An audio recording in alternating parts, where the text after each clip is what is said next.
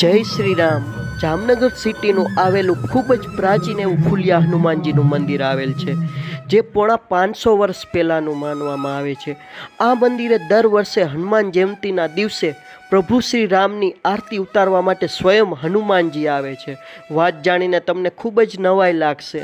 હનુમાનજી અલૌકિક શક્તિ તરીકે આવે છે અને સિંદૂરનો પિયાલો આહવાન કરે છે. જો ચેનલમાં પહેલી વાર હોય તો ચેનલને સબસ્ક્રાઈબ કરજો અને વિડીયો ગમે તો વધુ લોકોને શેર કરજો અને કમેન્ટમાં બધા લોકો લખજો જય શ્રી રામ.